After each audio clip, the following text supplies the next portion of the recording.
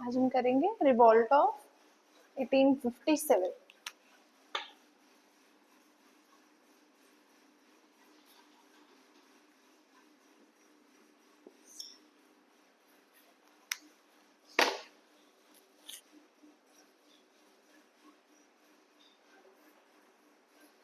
The major turning point in the Indian history when company rule ended and the crown rule was established।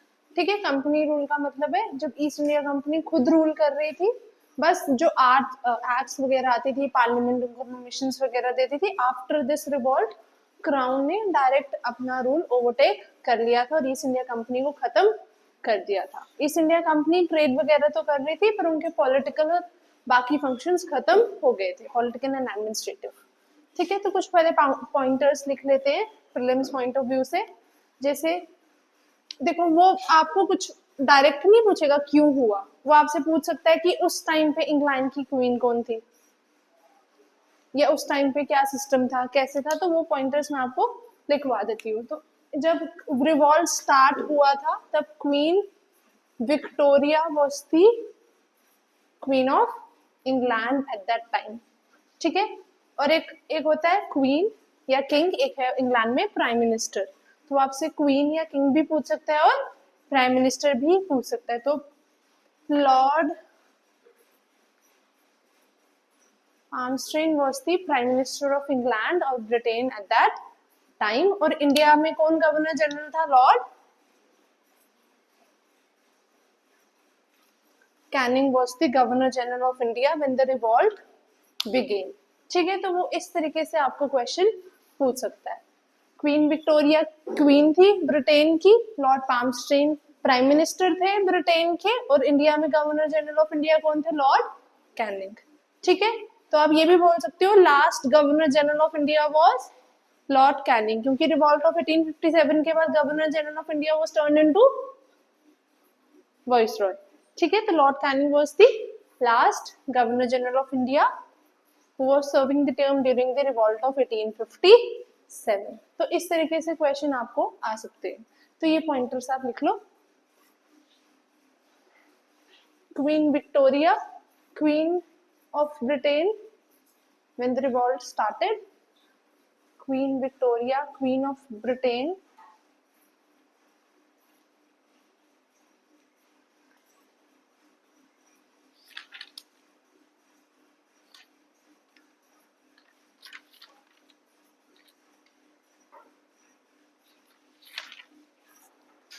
Lord Palmerston was the Prime Minister of Britain।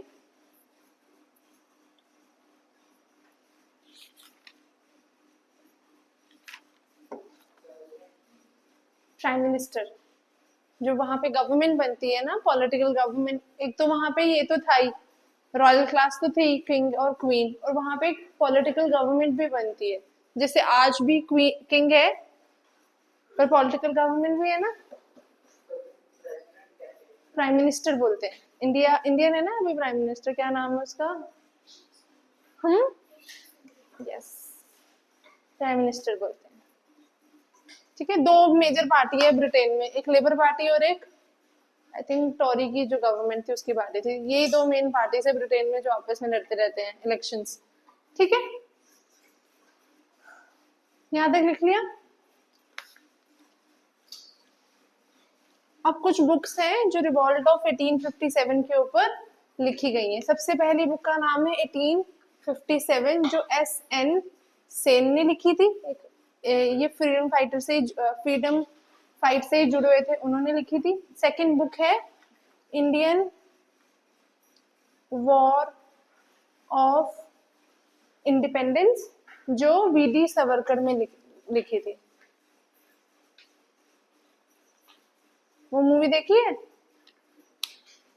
आगे विनायक दामोदर सावरकर, इन पे एक movie बनी है अभी जिसमें वो है, रणदीप हुड्डा है ना।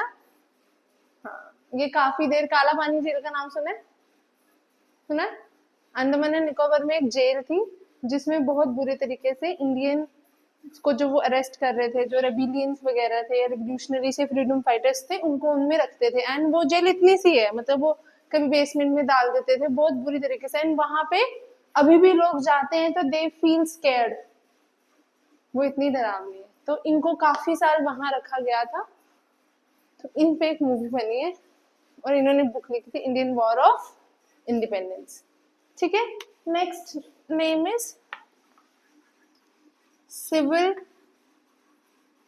rebellions in Sepoy mutinies, Indian mutinies, sorry, in Indian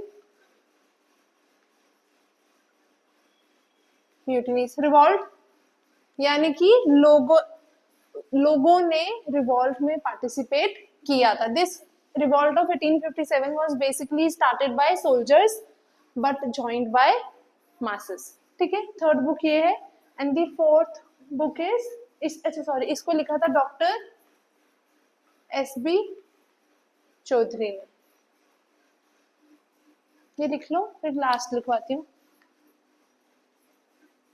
books के नाम आ जाते हैं ना कभी कभी। 1857 by SN Sen,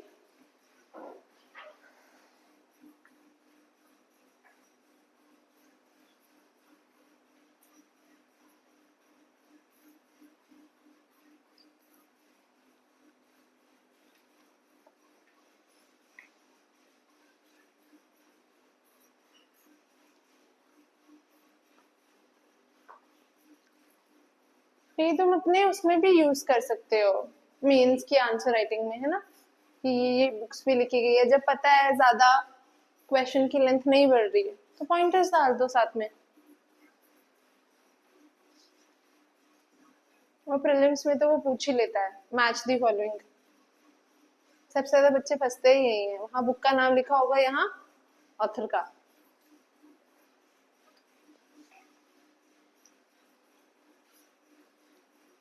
ठीक है, लिख लिया जिसका नाम। And the last book is The Sepoy Mutiny.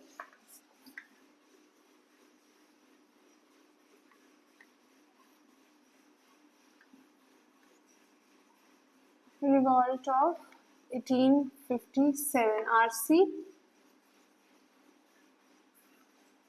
Majumdar, जे है, सॉरी जे ही था, R.C. मजुमदार। सिपॉय, सिपॉय मतलब सोल्जर, म्यूटनी मतलब रिवॉल्ट। हाँ जी, म्यूटनी के MUTINY। छुट्टी भी लिखता है ना। Sepoy mutiny and revolt of 1857, ये 4 मेजर बुक्स है जो रिवॉल्ट ऑफ 1857 पे लिखी गई हैं बाय डिफरेंट राइटर्स। और इसमें जो आपके RC मजुमदार हैं वो हमारे पहले हिस्टोरियन ऑफ इंडिया थे, official historian of India. And SN Sen was the second one. ठीक है, इंडिपेंडेंस के बाद RC मजुमदार को इंडियन गवर्नमेंट ने अपॉइंट किया था as the first official historian of India. ठीक है,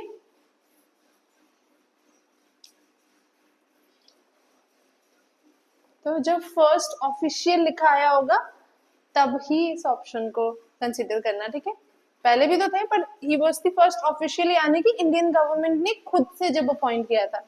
and SN Sen was the second one. ठीक है,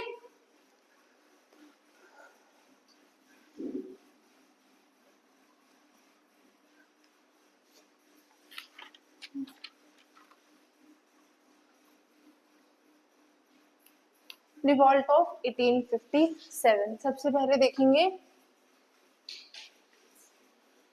रीजंस। डिफरेंट रीजंस होते हैं। क्या क्या रीजंस हो सकते हैं? कोई बंदा प्रोटेस्ट कब करता है, जैसे जनरली सोचते हैं अगर हमारे साथ कुछ गलत हो रहा है तो हम प्रोटेस्ट कब करते हैं, जब कोई बहुत ही ज्यादा गलत हो जाए। और वो सिर्फ एक एस्पेक्ट में नहीं होता, वो हर एस्पेक्ट में होता है। अगर हम अनएम्प्लॉयमेंट को ले लें, unemployment is the major reason of the protest. पर हम एक साल नहीं काम करे चलता है, पर जब वो अनएम्प्लॉयमेंट हमें साइकोलॉजिकली या मेंटली इफेक्ट करने लगती है या हमें फाइनेंशियली इफेक्ट करने लगती है, हम फिर प्रोटेस्ट करेंगे। एकदम से कोई करता है, पर जब उसका सोशल इफेक्ट होने लगते हैं, सोशली भी इफेक्ट होगा सोसाइटी में, है ना। तो जब एक चीज का डिफरेंट एस्पेक्ट में हमें कॉन्सिक्वेंसेस दिखने लगते हैं, फिर हम करते हैं प्रोटेस्ट। अल्टीमेटली एक चीज से बंदा कभी प्रोटेस्ट नहीं करता, एक चीज से जुड़े हुए बहुत सारे एस्पेक्ट है जिसकी वजह से लोग प्रोटेस्ट पे या धरने पे या रिवॉल्ट पे उतरते हैं। उसी तरीके से रिवॉल्ट ऑफ 1857 के भी डिफरेंट रीजन होंगे, because the enemy was same. आप एनिमी छोड़ो, एक्सप्लॉइटर वाज द सेम। हम एनिमी नहीं बोलते, एक्सप्लॉइटर वाज द सेम। तो सबसे पहला रीजन क्या होगा, इकोनॉमिक रीजंस। इकोनॉमिक रीजंस में क्या होगा, अब वही है जो हमने पीछे पढ़ा है।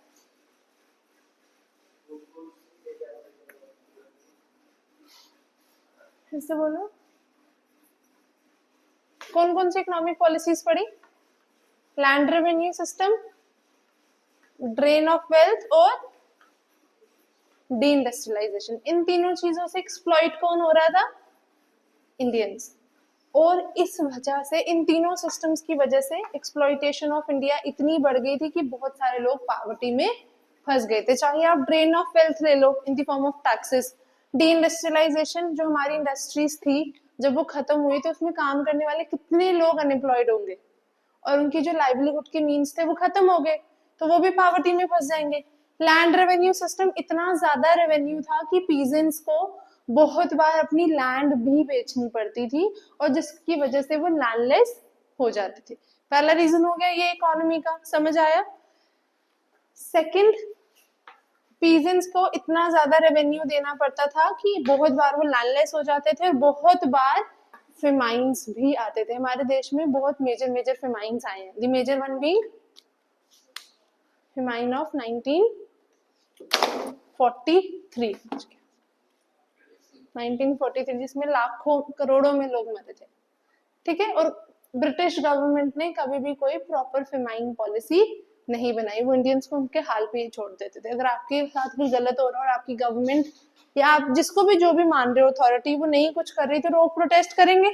सेकेंड रीजन हो गया हमारे famine due to excessive revenue, very little was left with the peasants और द फार्मर्स, जिसकी वजह से एक्यूट शॉर्टेज ऑफ फूड होने लगी। और जब कोई ड्रॉट आता था या फसल नहीं पूरी हो पाती थी तो फेमाइंस आ जाते थे। और क्या हो सकता है,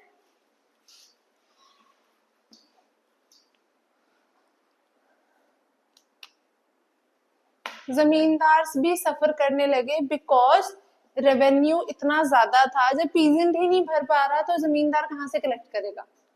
और बहुत बार जमींदार से उनकी लैंड कॉन्फिस्केट यानी कि उनकी जमींदारी वापस ले ली जाती थी। हमने पढ़ा था सनसेट लॉ, पढ़ा है तुमने, क्लासेस देखी, तुमने देखी।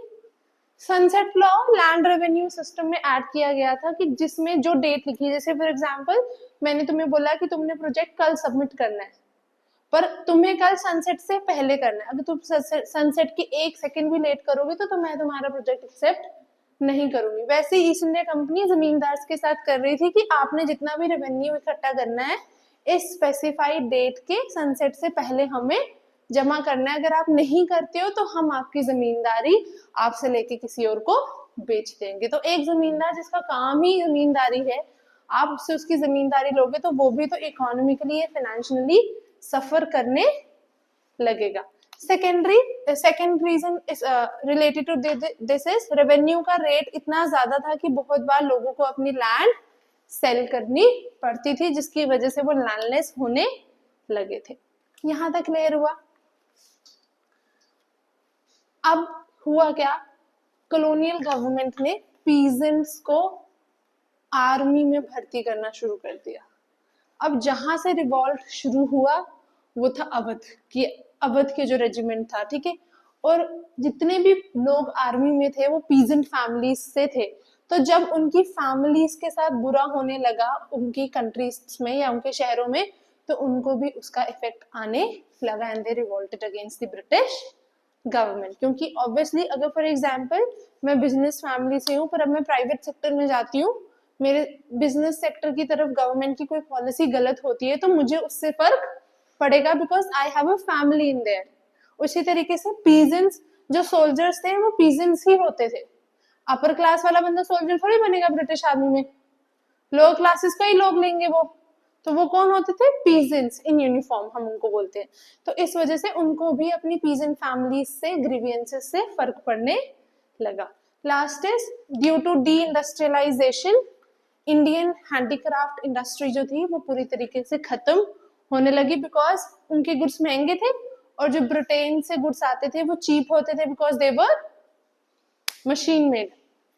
और मशीन में क्लोथ इसलिए चीप होते हैं क्योंकि वहाँ मास प्रोडक्शन होती है, दाला वो निकालते जाते हैं, बट जो हम हाथ से बनाते हैं हमें एक एक करके बनाना पड़ता है। आज भी सेम है, अगर आप कोई हैंड क्राफ्टेड चीज लेने जाओ वो कंपैरेटिवली महंगी होती है रादर देन दी मशीन मेड गुड्स। तो उस वजह से अगर हैंडीक्राफ्ट इंडस्ट्रीज बंद हुई हैं तो बहुत सारे लोग अनएम्प्लॉयड हुए होंगे, और अनएम्प्लॉयड होने की वजह से कहीं ना कहीं उनके मन में ब्रिटिश के खिलाफ हेट्रेड आई होगी।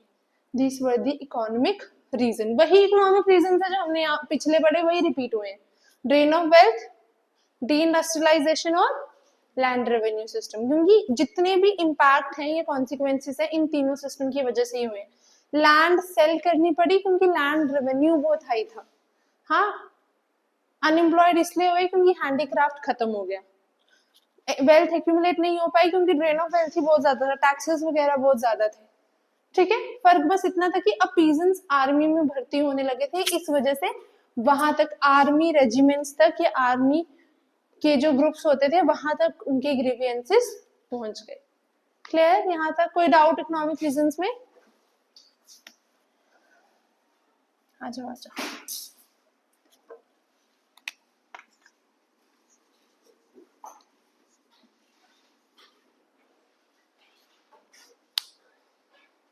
रिवॉल्ट ऑफ 1857 शुरू किया, रीजंस करवा रही हो, ठीक है? अभी पॉलिटिकल रीजंस सुन लो, बाद में इकोनॉमिक में बाद में बता दूंगी। पॉलिटिकल में क्या आएगा?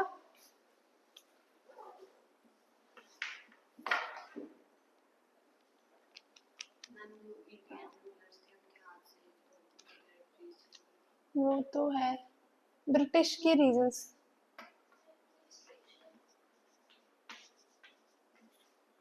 War, subsidiary alliance and doctrine of lapse, इन तीनों टूल्स का यूज करके ब्रिटिशर्स ने इंडिया पे अपनी सुप्रीमेसी एस्टैब्लिश करना शुरू कर दी। समझते हो सब्सिडरी अलायंस? सब्सिडरी अलायंस एक एग्रीमेंट होती थी इंडियन रूलर और ईस्ट इंडिया कंपनी के बीच, जिसमें Indian ruler east India Company को अपने फॉरेन अफेयर्स, कम्युनिकेशन, डिफेंस सब कुछ सरेंडर कर देता था, और ईस्ट इंडिया कंपनी की जो आर्मी थी वो उसके टेरिटरी में रहती थी। Doctrine of lapse, doctrine of lapse में कुछ स्टेट्स जो ईस्ट इंडिया कंपनी ने क्रिएट की थी या वो स्टेट्स जो ईस्ट इंडिया कंपनी के अंडर थी, अगर उन स्टेट के राजा को नेचुरल हायर नहीं होता, जैसे हिंदुइज्म में अगर आपका कोई नेचुरल हायर नहीं है तो आप अडॉप्ट करते हो अपने रिलीजन से, पर अगर आपको उस राजा को कोई नेचुरल हायर नहीं होता तो वो बिना ईस्ट इंडिया कंपनी की परमिशन के किसी को अडॉप्ट नहीं कर सकता राजा बनाने के लिए, और ईस्ट इंडिया कंपनी कभी परमिशन देती ही नहीं थी, क्योंकि ऑब्वियसली राजा नहीं होगा तो पूरी की पूरी स्टेट उनको मिल जाएगी, जैसे कि झांसी के केस में हुआ था।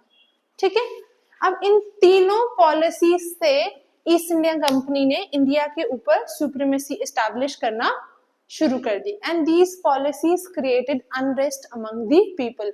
अब लोगों को जब ईस्ट इंडिया कंपनी आई, लोग एक्सप्लॉइट होने लगे, लोगों का राजा चले गया, एंड उस टाइम पे लोग ऐसे थे that they were emotionally connected with their rajas और महाराजास, तो कहीं ना कहीं इन जगहों पे अनरेस्ट फैलने लगा, लोग ईस्ट इंडिया कंपनी के खिलाफ होने लगे due to the political steps taken by them, and the major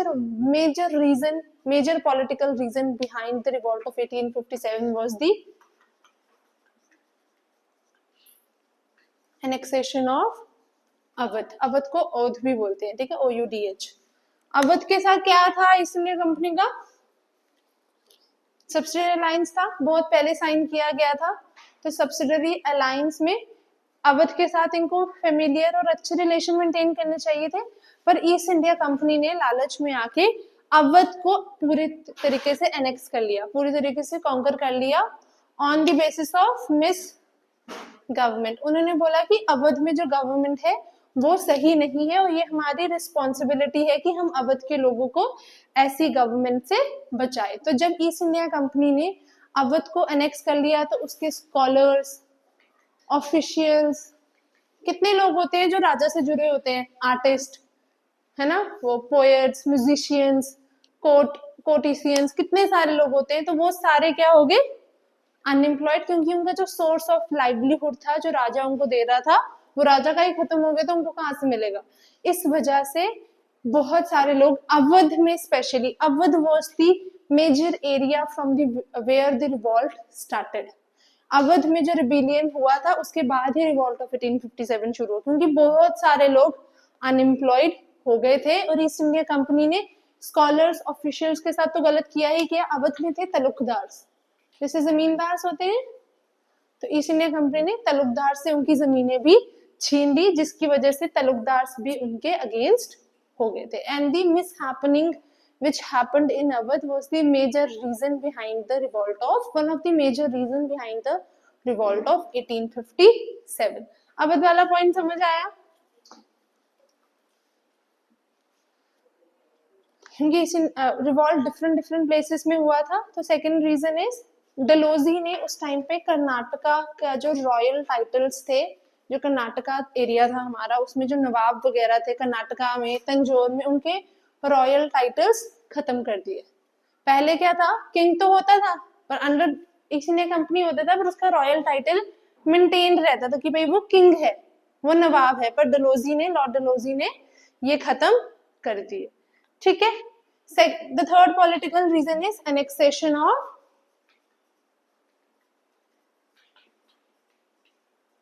Jhansi, जिसको बहुत अच्छे तरीके से, बहुत पावरफुली झांसी की रानी लक्ष्मीबाई ने रिसेंट यानी कि रिसिस्ट किया था, and she died on the battle field. पर ये वॉर काफी देर चला था, उन्होंने काफी ग्वालियर ऑक्यूपाई किया, रानी लक्ष्मीबाई ने, उन्होंने बहुत कोशिश की, वो हरा नहीं पाए। ठीक है। नेक्स्ट इज, अब जो पेशवा होते हैं ना, मराठा किंगडम, एक तो शिवाजी महाराजा प्रताप थे, महाराजा थे, उसके बाद उन मराठा किंगडम्स को डिवाइड कर दिया गया था पेशवास में, डिफरेंट डिफरेंट चीफ्स होते थे। तो उस टाइम पे जो मराठा का जो मेजर पेशवा था बाजीराव टू, बाजीराव टू, उसको ईस्ट इंडिया कंपनी ने, उनके मराठास के साथ क्या था, सब्सिडरी अलायंस, और सब्सिडरी अलायंस के under east India company Peshwa को पेंशन देती थी, पर उन्होंने ये पेंशन आना खत्म कर दिया। That was Nana Saheb, Bajirao second के बेटे थे, सॉरी, नाना साहेब की उन्होंने पेंशन खत्म कर दी। Nana Sahib also join the revolt of 1857। यहां तक कोई भी डाउट है?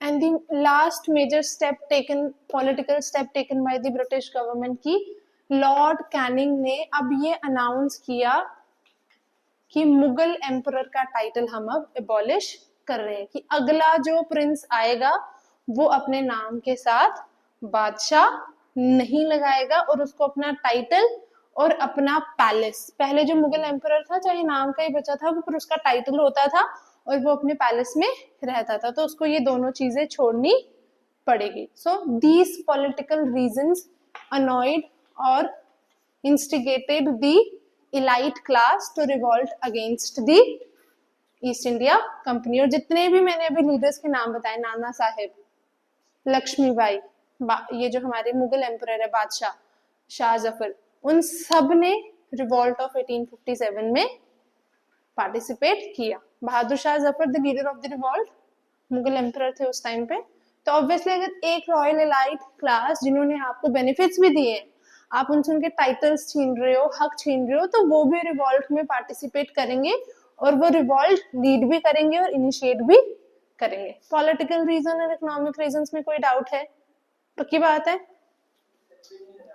हाँ,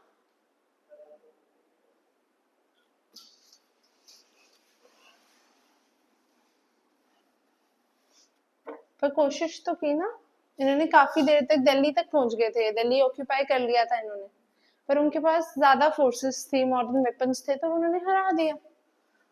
next is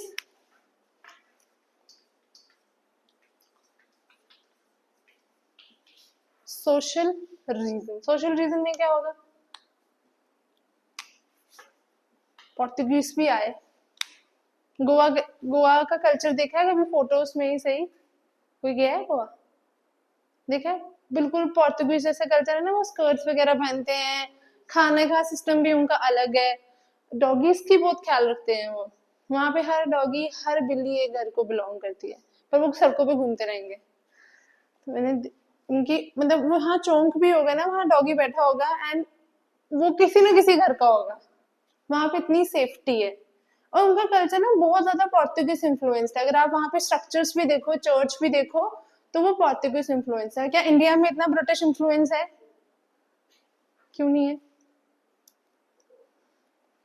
because British never try to integrate within the Indian society.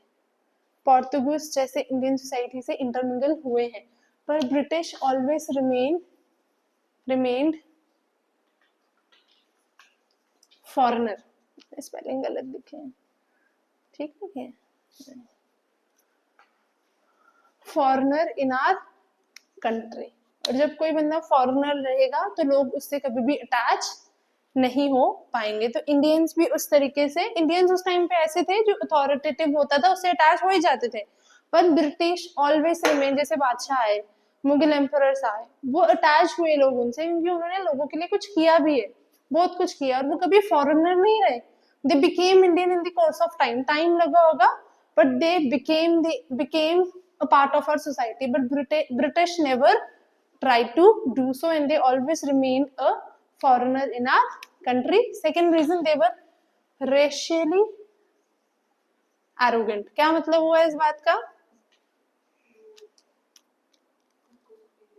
Yes, वो खुद को सुपीरियर मानते थे और इंडियन को एज अ रेस ऑफ इंफीरियर्स मानते थे। These were the social reasons, because society में एक बाइफर्केशन आ गई, लोग सोशली ब्रिटिश से कनेक्ट नहीं कर पाए, ठीक है। And the next is the religious reason.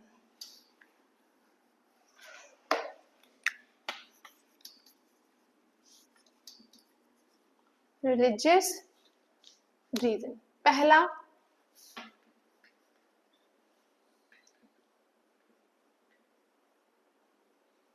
Christian missionaries. Christian missionaries के दो काम होते हैं उस टाइम पे, कन्वर्जन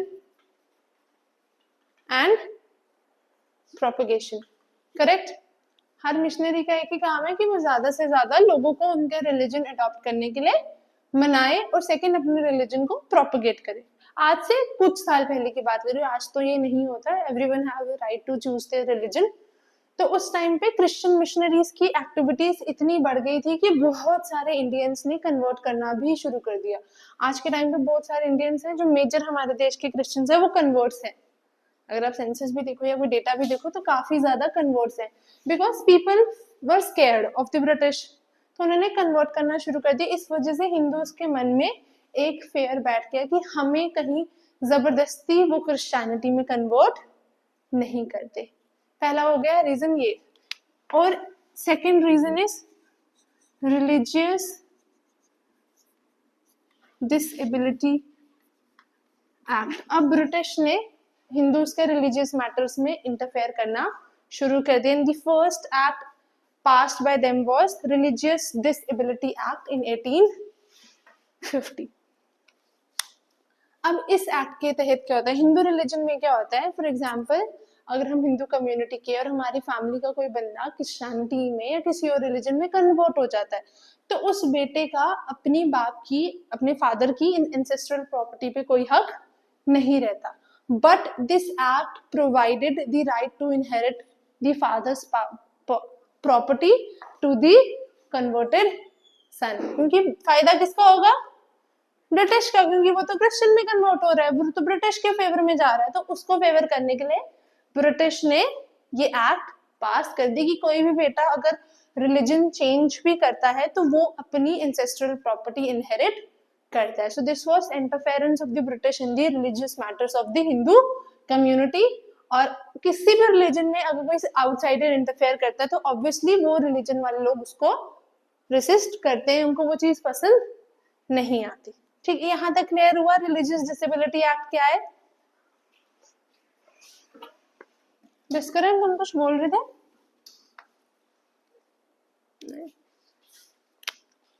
The next is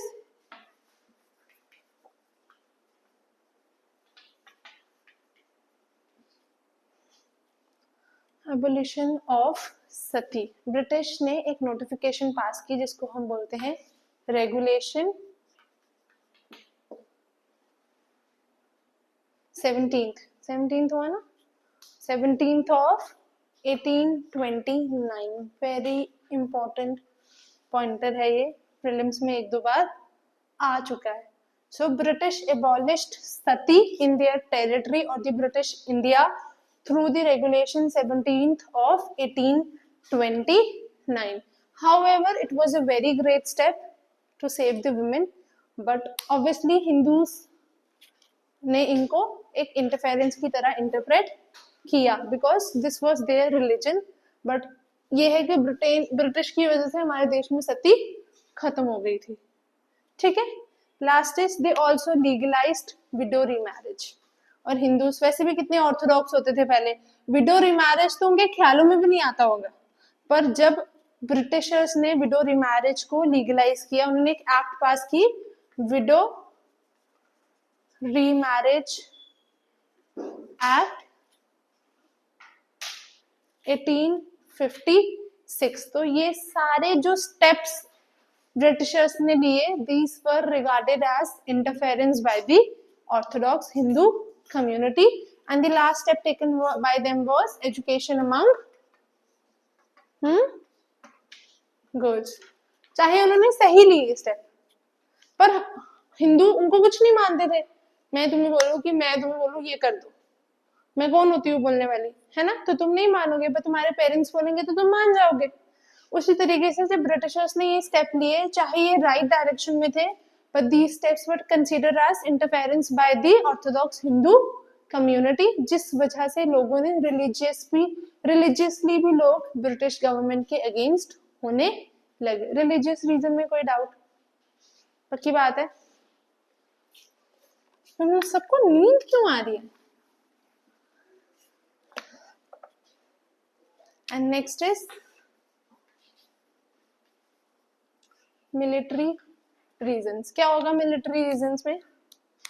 पहला कि इंडियन सिपाहीज जो थे वो एक्चुअली पीजेंट्स इन यूनिफॉर्म थे, तो ऑब्वियसली उनकी फैमिलीज के साथ जब गलत हो रहा था तो उनको भी फर्क पड़ेगा. अब मैं बोल रही हूँ एक ही अथॉरिटी है, तुम उसके अंडर कहीं और काम कर रहे हो और तुम्हारा भाई किसी और अंदर काम कर रहा है, तुम्हारे भाई के साथ अत्याचार हो गए तो तुम अपने वहां पे भी तो उसके खिलाफ होगे ना.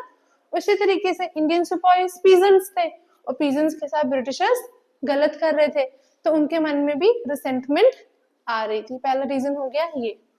सेकंड, क्या इंडियन सोल्जर्स और यूरोपियन सोल्जर्स को सेम ट्रीटमेंट मिलता होगा? So Indian soldiers were treated as inferiors and given low salary. वो बोलते तो थे सेम होते हैं, बट वो उनको इंफीरियर्स कंसिडर करते थे और सैलरी हमेशा उनकी कम होती थी compare to the same level European officer.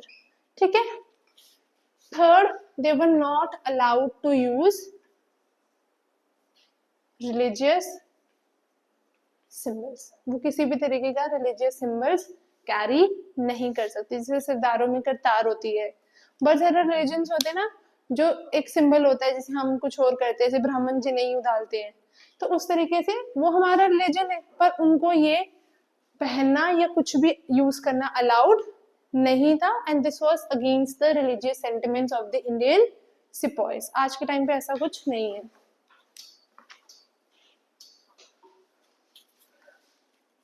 Third reason is post office act 1854.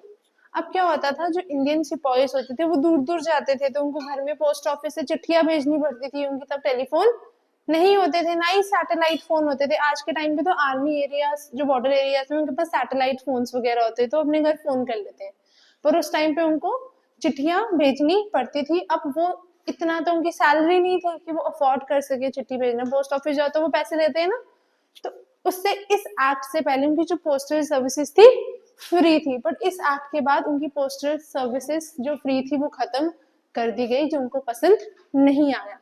क्योंकि एक तो वो अपने घर से दूर थे और वो सिर्फ चिट्ठियों के थ्रू अपने घर से कम्युनिकेट कर सकते थे और वो फ्री में चिट्ठियां भेज रहे थे क्योंकि उनका हक था, पर वो हक उनसे ले लिया गया। And the last reason behind this is, and the last military reason is 1856 में एक एक्ट पास की गई लॉर्ड कैनिंग ने, general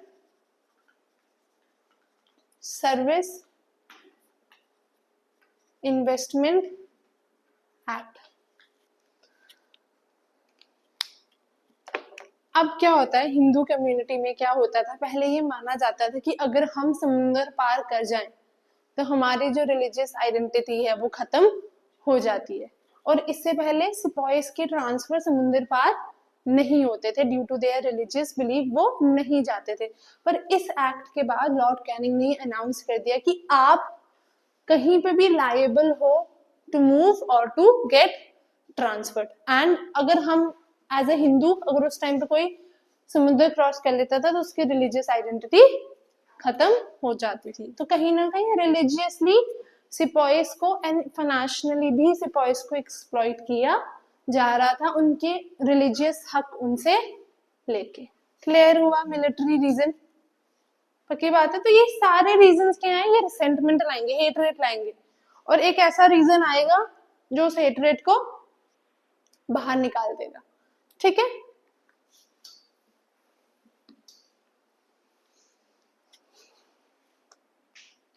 and the last reason is, these are the buildup reasons. एक इमीडिएट रीजन है जो राइफल वाला सबको पता होगा, ये मैं बिल्डअप करवा रही हूँ। And the last buildup reason is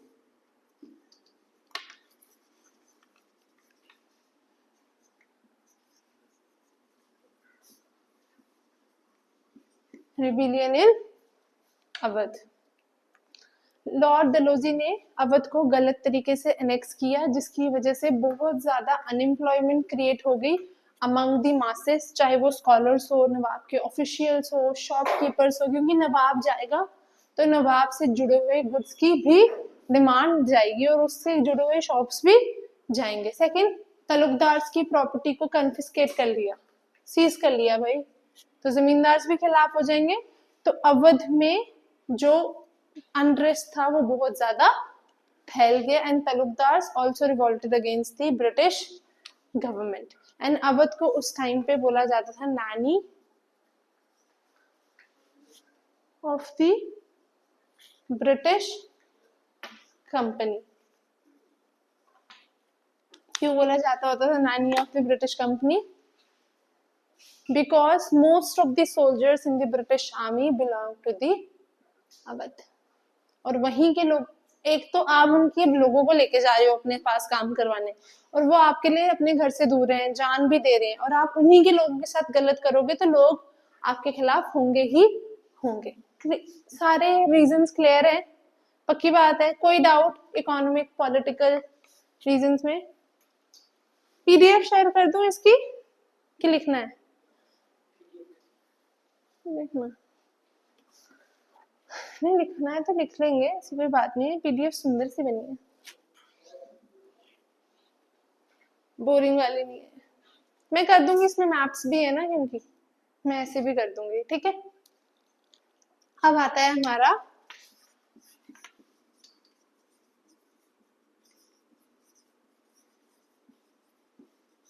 immediate reason, जो सबको पता है क्या है वो। यस, पहले एक राइफल होती थी ब्राउन, उस राइफल का नाम था ब्राउन बासो राइफल। आज के टाइम पे नॉर्मल पिस्टल होती है ना, पहले क्या होता था, पिस्टल का जो कार्टिलेज था वो मुंह से निकालना पड़ता था। तो पहले जो पहले जो राइफल थी उसका नाम था ब्राउन बासो राइफल। पर जनवरी 1857 में गवर्नमेंट ने इस राइफल को रिप्लेस करके एक नई राइफल लाई, जिसको बोलते हैं, पता है रियोशी? Yes, Enfield rifle. तो सेम होगा, मुंह से निकालना पड़ेगा। पर अब यहाँ पे क्या फैल गया कि जो एनफील्ड राइफल का ये र्यूमर ही था, में जो कार्टिलेज है जिसको आप मुंह से निकालते हो वो काओ और पिग के फैट से बना है। अब ये हिंदू और मुस्लिम दोनों के धर्म के खिलाफ है, because cow is sacred for Hindus and pig Muslims consume नहीं करते हैं, ठीक है। तो अब ये जो चीज है ये इसके फैट से बनी, अब ना हिंदू मुंह में डालेंगे ना मुस्लिम्स मुंह में डालेंगे। This was the immediate reason of the revolt of 1857, ठीक है। तो क्योंकि ये जो चीज थी ये रिलीजियस बिलीफ के अगेंस्ट थी और दोनों हिंदूज और मुस्लिम सिपॉइस ने इसको यूज करने से मना कर दिया। तो ये वो चिंगारी थी जिसने उस आग को भड़का दिया। रिवॉल्ट ऑफ 1857 शुरू हो गया। किसने शुरू किया रिवॉल्ट ऑफ 1857?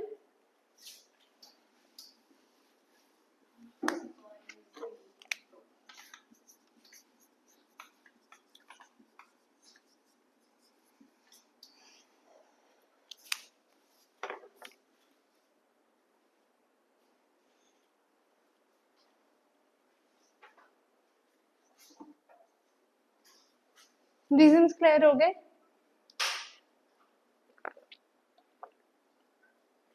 अब कोई तुमसे इमीडिएट रीजन पूछे तो तुम उसको बता सकते हो। बिल्डअप रीजंस कौन से और इमीडिएट रीजन कौन से?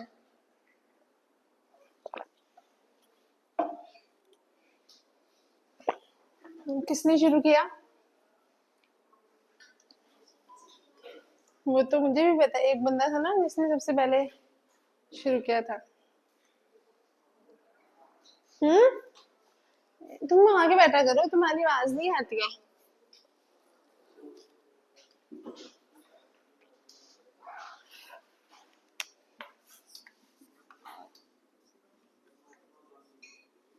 वो पैदा होने दो उनको। आई थिंक 1856 में बहुत हुए। नहीं नहीं नहीं, मंगल पांडे सुना है नाम? मूवी देखी होगी उसने। वो तो बहुत पुरानी मूवी है आमिर खान की, मुझे भी वो थी। तब तो तुम बहुत छोटे हो गए, मैं छोटी थी तो।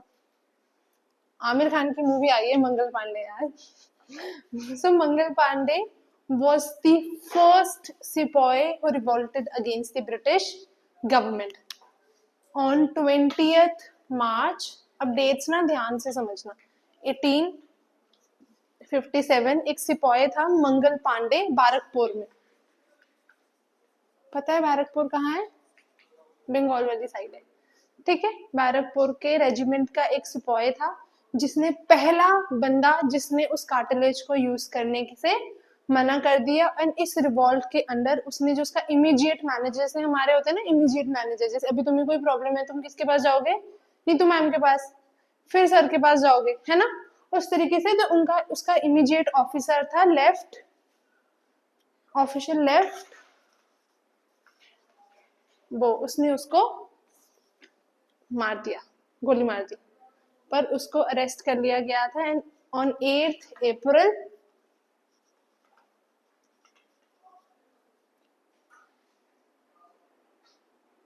1857 he was hanged। उसको फांसी पे चढ़ा दिया गया था। So he was the first one to revolt against the British government। यहाँ तक क्लियर हुआ मंगल पांडे तक?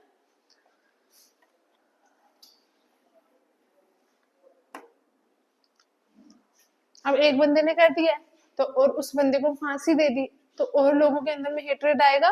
तो एक ऑन 9th में, कितनी देर बाद, कम से कम 1.5 महीने बाद, ऑन 9th में 1857 सिपॉइज ऑफ 3rd कैवलरी, एक रेजिमेंट का नाम था 3rd cavalry regiment of Meerut, एक रेजिमेंट का नाम था 3rd कैवलरी रेजिमेंट। रेजिमेंट क्या होता है? एक पर्टिकुलर ग्रुप, जैसे हमारे यहाँ पे मराठा रेजिमेंट है या अलग अलग रेजिमेंट होते हैं ना, तुम मूवीज में देखोगे सिख रेजिमेंट कहीं पे कुछ, तो उसी तरीके से 3rd कैवलरी। कैवलरी कौन हो गए? हॉर्स वाले। रेजिमेंट ऑफ मीरठ, उन्होंने रिफ्यूज कर दिया इस ग्रीस्ड कार्टिलेज को यूज करने से। एंड जब इन्होंने रिफ्यूज किया तो उनको 10 साल की इम्प्रिजनमेंट सुना दी गई under martial law. Martial law क्या होता है? वो लॉ जिसमें हम आर्मी के लोगों को ट्राई करते हैं आज भी और पहले भी, ठीक है। मतलब आर्मी के लोग जो होते हैं अगर उनके ऊपर कोई केस लगता है तो वो नॉर्मल कोर्ट में ट्राई नहीं किए जाते हैं, वो under martial law and in special court try किए जाते हैं। तो इस मार्शल लॉ जब इन्होंने रिफ्यूज किया इसके सिपाहीज ने, तो उनको ऊपर मार्शल लॉ लगाया गया और उनको 10 साल की सजा सुना दी गई। तो जब एक ग्रुप को सजा सुना दी जाएगी तो बाकी ग्रुप्स को गुस्सा आएगा, and this ultimately led to the revolt of 1857, and बाकी मीरठ के जितने भी सोल्जर्स थे वो फोर फ्रंट पे आ गए। तो 9th में को ये हुआ, उनको सजा सुना दी गई। अब उनको पता था सजा सुनाएंगे तो उनको गलत जगह पे रखेंगे, गलत हालातों में रखेंगे। तो 10th मई को 10th मई को जो बाकी सोल्जर्स थे, जितने भी सिपाहीज थे मीरठ के, उन्होंने आर्म्ड रिबेलियन शुरू कर दिया। they broke out into an armed rebellion and which started the revolt of 1857। उन्होंने आर्म्स उठाए, वो निकल पड़े, अपने ऑफिसर्स को मारा और जितने भी कैप्चर्ड सिपाहीज थे उनको रिलीज कर दिया, and that those captured sipahis also joined them in the revolt, और वो दिल्ली की तरफ चल पड़े। दिल्ली की तरफ क्यों गए होंगे? यस, मुगल एम्परर का पैलेस कहाँ था? दिल्ली। और कहीं ना कहीं वो अभी भी पॉलिटिकल हेड था, रिप्रेजेंटेटिव हेड तो था ना, बिकॉज ब्रिटिश गवर्नमेंट से पहले कौन था? मुगल एम्परर। और उसमें लोग खुशी थे, मतलब कोई प्रॉब्लम नहीं थी मुगल रूल के दौरान लोगों को। तो कहीं ना कहीं वो उस चीज में वापस जाने की कोशिश करेंगे, तो वो दिल्ली की ओर मार्च करने लगे। They crossed Yamuna and captured Delhi, and they proclaim Bahadur Shah Zafar as their leader and the emperor of India. ठीक है, तो जैसे जैसे ये रास्ता क्रॉस करते जा रहे थे, जितने भी उस टाइम पे रेजिमेंट्स थे, लोग थे, ये उनसे जुड़ते गए, and they march towards Delhi together. And Bahadur Shah Zafar जो उस टाइम पे मुगल एम्परर थे, मतलब वो भी अब ये पहुंच गए थे दिल्ली, इन्होंने कैप्चर कर लिया था। अब वो नहीं भी मानते तो उनको एक्सेप्ट तो करनी पड़ती है अथॉरिटी। तो Bahadur Shah Zafar was compelled to accept the leadership of the revolt, and on 12th May 1857 उन्होंने बहादुर शाह जफर को अपना लीडर घोषित कर लिया, and this was the major event of the revolt of 1857। Course of revolt same है, जब हम अलग अलग प्लेसेस में पढ़ेंगे ना तब वो डिफरेंट जाएगा। सिंपल सी बात है, मीरठ के कुछ उनको कैद किया, दूसरे लोग भड़क गए, वो निकले, ऑफिसर्स को मारा, उनको छुड़ाया, and they march towards Delhi. And this shows that कि कितना लोग अभी भी मुगल एम्पायर को मानते थे और कितना मैग्निफिसेंट मुगल एम्पायर रहा होगा कि लोग सीधा उन्हीं को मानने चले गए। ठीक है, क्लियर हुआ यहां तक? This was the course of revolt. एक इसमें लास्ट पॉइंट ये है कि उस टाइम पे दिल्ली में जो दिल्ली किसके अंडर था, किस इंग्लिश कैप्टन के अंडर था? That his name was lieutenant Willoughby. ठीक है, Delhi was under lieutenant विलोघे।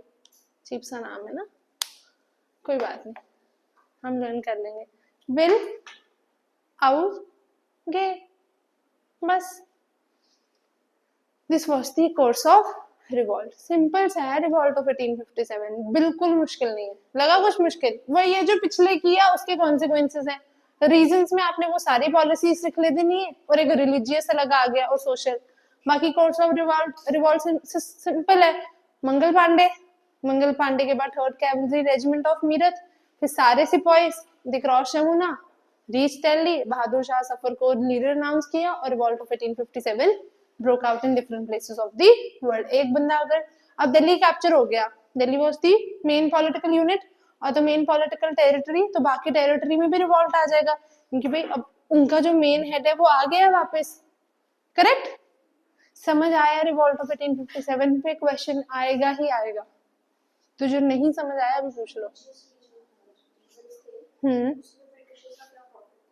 Profit ये था कि वो सोसाइटी को थोड़ा आगे भी तो लेके जाना चाहते थे ना, वेस्टर्नाइज कर रहे थे ना सोसाइटी को। वेस्टर्नाइज अवेयरनेस तो आ रही थी, पर उनका मेजर रीजन था सोसाइटी को वेस्टर्नाइज करने का। वेस्टर्नाइज सोसाइटी उनको इसलिए चाहिए थी क्योंकि जितने ज्यादा लोग मॉडर्न होंगे, उनको लग रहा था लोग यूरोपियन वे में सोचेंगे। मैं तुम्हें एक बेनिफिट दे दूं तो तुम मेरे अकॉर्डिंग सोचोगे, करेक्ट। तो वो चाहते थे, अब उन्होंने एजुकेशन भी दी, वो नहीं देते, पर उन्होंने वो सोच के दी कि यार हम अगर लोगों को अपनी तरीके से रखेंगे, ये अपने तरीके से पढ़ाएंगे, तो वो हमारे ही गुड्स डिमांड करेंगे, हमारे को ही फेवर करेंगे। करेक्ट। अगर मैं तुम्हें संस्कृति स्कूल में डाल दूं बिल्कुल ही पुराने गांव में, तो तुम वेस्टर्न जगहों पे नहीं एडजस्ट कर सकते हो। करेक्ट। तो उसी तरीके से ब्रिटिशर्स की भी यही सोच थी, वेस्टर्नाइज करो, पूरी तरीके से मॉडर्नाइज करो, कि वो बंदा सिर्फ दिखने में इंडियन हो, but by character by nature वो इंग्लिश की तरह बिहेव करे, क्योंकि जब वो इंग्लिश की तरह बिहेव करेगा तभी वो ब्रिटिशर्स को सपोर्ट करेगा और नेशनल मूवमेंट जैसी चीजों से दूर रहेगा, एंड थर्डली तभी वो इंग्लिश गुड्स डिमांड करेगा, है ना। इंग्लिश गुड्स जितने डिमांड करेगा उतने ज्यादा उनका प्रॉफिट बढ़ेगा, और उसके बच्चे फिर इंग्लिश स्कूल्स में आएंगे तो उनका वहां से भी प्रॉफिट बढ़ेगा। उनकी ये सोच थी करने से पहले। और उस टाइम पे ये भी था कि राजा राम मोहन रॉय, जब हम सोशियो एंड रिलीजियस मूवमेंट करेंगे ना, इनका बहुत ज्यादा इन्फ्लुएंस आ गया था। ब्रिटिशर्स नो कि अगर हम खुद से नहीं करेंगे तो ये खुद ही कुछ कर देंगे, तो शायद उनके इन्फ्लुएंस में भी आके उन्होंने एक्ट्स पास किए है। ये अलग से टॉपिक है, socio and religious movement of India. मैं अलग से इसलिए वो करवा रही हूँ ताकि एक टाइम पे तुम्हें आ जाए, वरना वो अलग अलग टाइम पे अलग अलग मूवमेंट्स हुई है, ऐसे हम वही करते रह जाएंगे। ठीक है, तो हम वो साथ में करेंगे, socio religious movement of 19th century और पीजेंट रिवॉल्ट और ट्राइबल रिवॉल्ट्स वगैरह। ठीक है, समझ आया reason.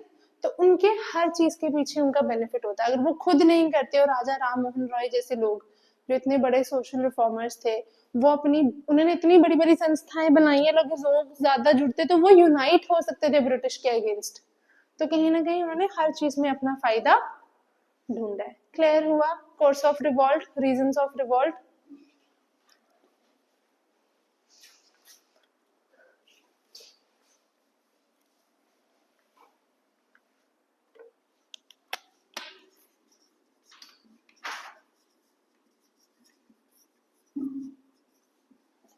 Centres of the revolt, सिर्फ दिल्ली में तो हुआ नहीं होगा।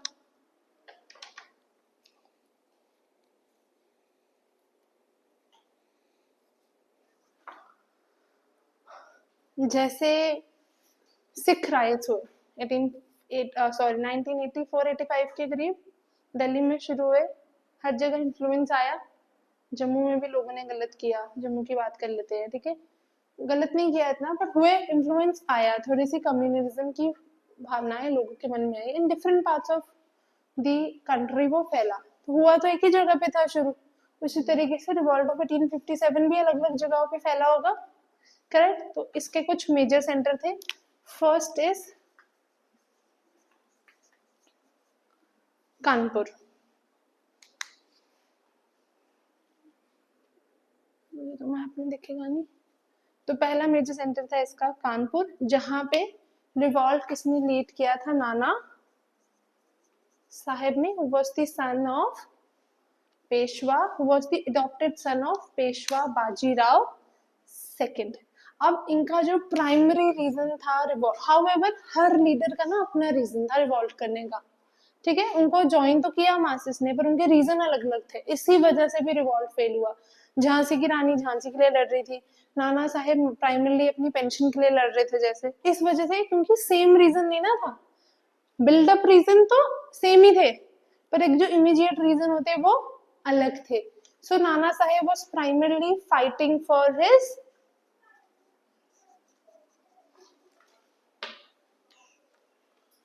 पेंशन। इनका सबसे इंपॉर्टेंट कमांडर था ताटिया तोप। मेरे कार्टून भी आता था ना, वो डरावना सा कैरेक्टर था ना, ताटिया बिच्छू, याद है? मुझे भी नहीं याद है, आजकल वो रील्स में आता है, सुना है? इसने सुना है, ये भी नहीं देखती, तुमने भी सुना होगा गारंटी, देखा, मुझे पता होता है। वो है यार, वो सर्च करना, तातिया बिच्छू करके कैरेक्टर सा है एक, ऐसे नहीं करते। तो इनका जो सबसे, he was a great freedom fighter, इनके एक कमांडर थे, एक सबसे इम्पोर्टेंट जो एलाय थे वो थे तांतिया तोप, तांतिया तोप, जिन्होंने इनका बहुत साथ दिया ड्यूरिंग दी रिवॉल्ट। हाँ यही है, मैं वो सर्च कर रही है। But they were brutally suppressed bye the British forces, और नाना साहेब भाग गए जंगलों से, एंड ही रीच्ड, ये नेपाल भाग गए और वहां पे इन्होंने अपनी लाइफ पूरी गुजारी बाद में. बट तांतिया टोप was a great freedom fighter, he was a great revolutionary, और वो भी जंगलों में भागे और वहां से उन्होंने गुरिल्ला वॉरफेयर शुरू किया. क्या होता है गुरिल्ला वॉरफेयर? हाँ, छुपके वायलेंटली रिवॉल्ट करना जंगलों में. इन्होंने गुरिल्ला वॉरफेयर शुरू किया और काफी देर तक वो ये वॉरफेयर कंटिन्यू करते रहे. And the after 2 years on 7th April 1859, यानी कि 2 साल उन्होंने जंगलों से रिवॉल्ट किया और 2 साल बाद वो पकड़े गए and he was hanged. But उन्होंने, ब्रिटिशर्स क्या करते थे, बोलते थे माफी मांग लो, गलती मान लो, हम आपको छोड़ देंगे. पर उन्होंने अपनी गलती नहीं मानी. उन्होंने बोला जो भी मैंने किया वो अपनी मदरलैंड के लिए किया, and he was hanged. This was about Kanpur. Simple सी बात है. लीडर कौन था? नाना साहेब. मेन कैरेक्टर कौन था? तांतिया टोप, जिन्होंने 2 साल गुरिल्ला वॉरफेयर कंटिन्यू किया even after being suppressed bye the British forces, whereas Nana Saheb flu to Nepal, और ऐसा माना जाता है कि वो वहां पॉवर्टी वगैरह से या किसी डिजीज से then he died and he was the last patient. वो चले गए, उसके बाद कोई बचा ही नहीं. ठीक है, नेक्स्ट हमारा है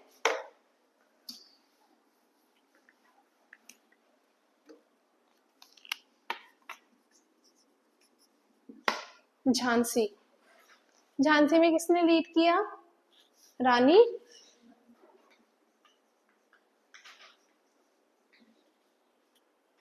in Jhansi, Rani Lakshmibai led the rebels against the British. और ये तब हुआ जब ब्रिटिश ने उनके अडॉप्टेड सन का क्लेम नहीं माना. परमिशन लेनी पड़ती थी ब्रिटिश से अडॉप्ट करने से पहले. तो जब उन्होंने किसी को अडॉप्ट किया तो ब्रिटिशर्स ने उनको परमिशन नहीं दी, और जब उन्होंने कर भी लिया उसके बाद भी उन्होंने उनको थ्रोन देने के लिए नहीं माना.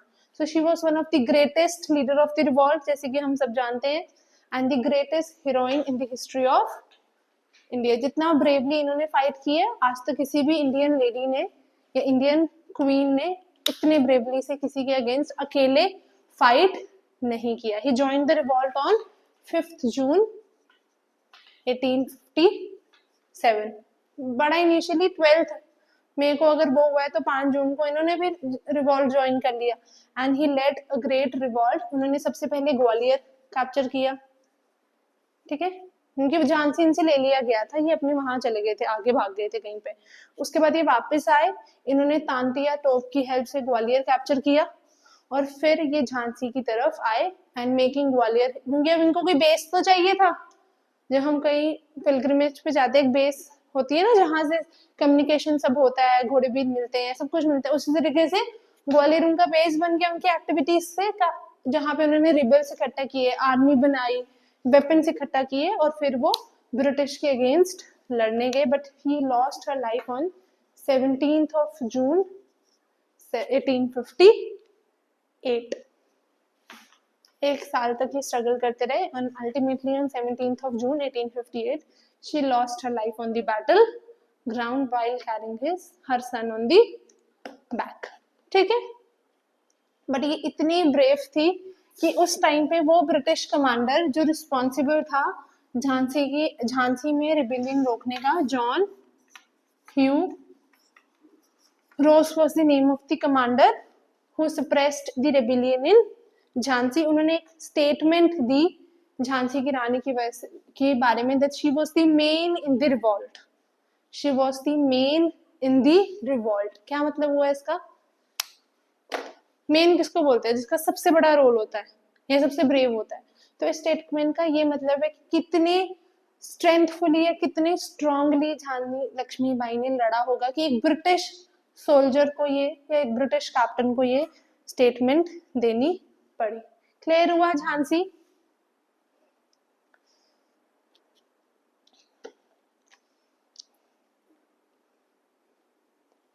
पक्की बात है? सो इससे एक और पॉइंटर मिल गया, who was the British commander और captain who suppressed revolt in Jhansi, Hugh Rose. Next is Faizabad.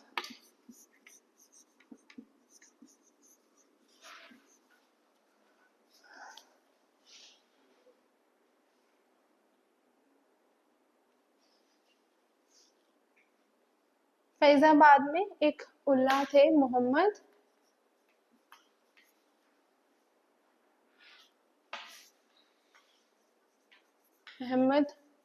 Ulla, जिन्होंने ब्रिटिशर्स के अगेंस्ट जिहाद डिक्लेयर कर दिया।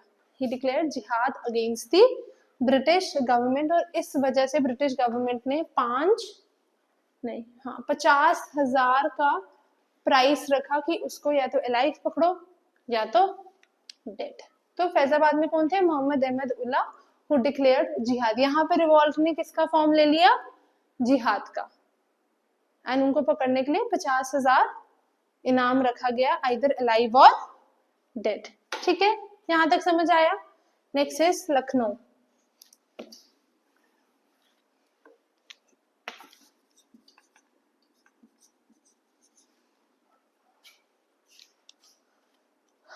बेगम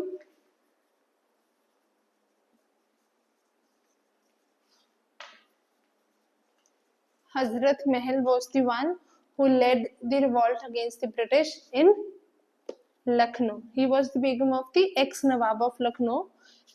And यहाँ पे revolt किसने रोका? Colin Campbell, one of the major person who suppressed the revolt of 1857. ठीक है, इन्होंने यहाँ पे लखनऊ को डिक्लेयर कर दिया इंडिपेंडेंस, वापस से कैप्चर कर लिया, और कॉलिन कैम्पबेल ने रिकैप्चर कर लिया लखनऊ को, और Lucknow was under the British rule by March 1858। ठीक है, तो काफी देर तक लखनऊ बेगम हजरत महल के अंडर रहा, जहां से वो रेवोल्यूशनरी एक्टिविटीज या रिबेलियन एक्टिविटीज कंटिन्यू रखती गई using his her soldiers and others. ठीक है, एक second.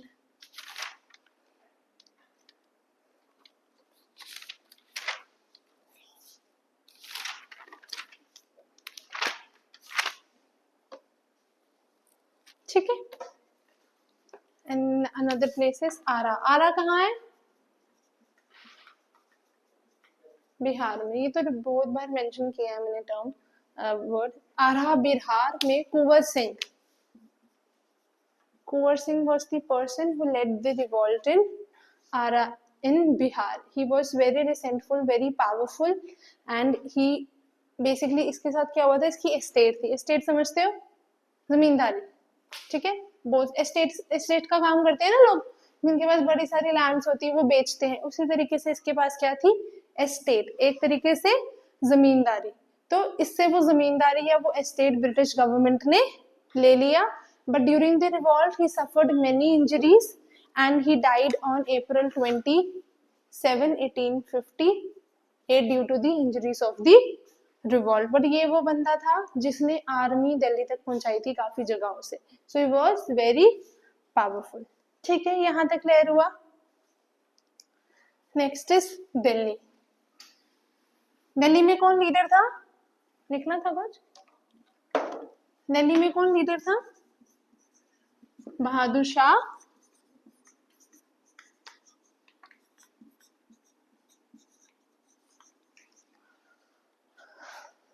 Shah Zafar was the leader of the revolt in Delhi. But इनको तो हमने बनाया था ना, मैं तुम्हें बोल दूं मैं तुम्हें मॉनिटर बना दूं, पर तुम नहीं बनना चाहो, रियल पावर तो मेरे हाथ में ही रहेगी। तो उसी तरीके से एक बंदा था बख्त खान, बख्त खान। सारी पावर रिवॉल्ट की दिल्ली की इस बंदे के पास थी, बख्त खान, जो बरेली से ट्रूप्स लेके दिल्ली तक आया था, and he was the real commander और the real power holder of the revolt of 1857 in at Delhi. Clear हुआ? And the last centre is Allahabad. Allahabad में एक बंदा था लियाकत अली, जिसने रिवॉल्ट लीड किया था। That's it. This was your revolt of 1857 and it's centres. अब हमारा रह गया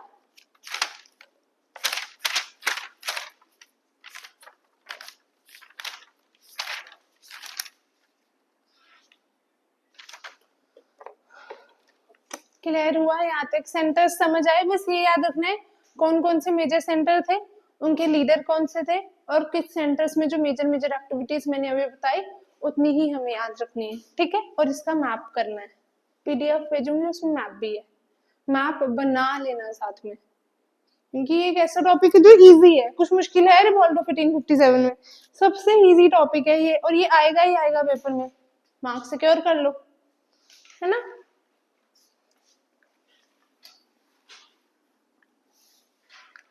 सिंबल ऑफ द रिवॉल्ट, क्या सिंबल है पता है किसी को?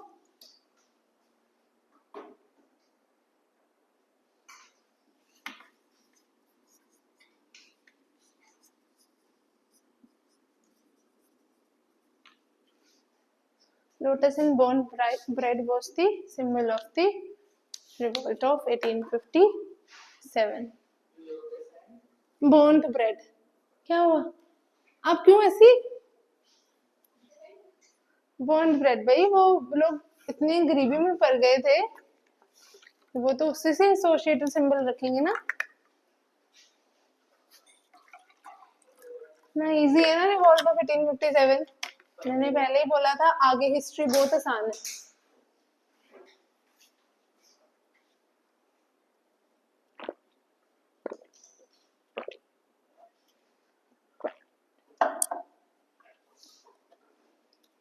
अब हम एक एक वो करेंगे, एक एक सेंटर करेंगे, और कौन कौन से ऑफिसर्स ने उन सेंटर्स में रिवॉल्ट सप्रेस किया था वो करेंगे। सबसे पहले दिल्ली, दिल्ली में रिवॉल्ट सप्रेस किया था जॉन, क्या बोला तुमने? निकल्सन एंड हडसन ने, these were the two who suppressed the revolt at Delhi, ठीक है। and John Nicholson lost his life while suppressing the revolt, ठीक है। नेक्स्ट हमारे हैं कानपुर, कानपुर में किया था कॉलिन कैंपबेल ने, कॉलिन कैंपबेल ने कानपुर में भी किया है, लखनऊ में भी किया है, इन दोनों जगहों पे कॉलिन कैंपबेल ने रिवॉल्ट सप्रेस किया था। और झांसी में ह्यूरोज, ठीक है। And then we have Allahabad, Allahabad में रिवॉल्ट सप्रेस किया था कैप्टन नील ने,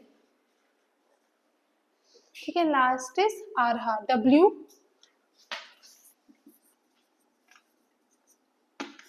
टेलर ने आरहा में रिवॉल्ट सप्रेस किया था।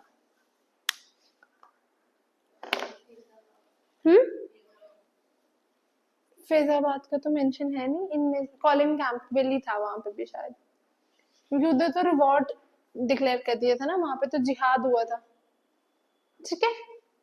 सो revolt turned in different forms in different places.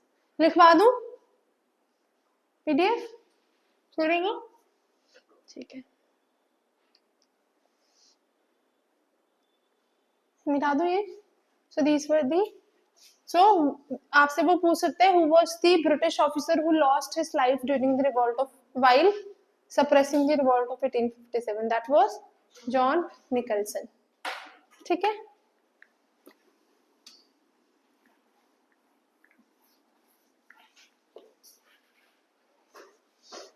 Next we have a basic conclusion of the war. क्या कंक्लूड करोगे वॉर को?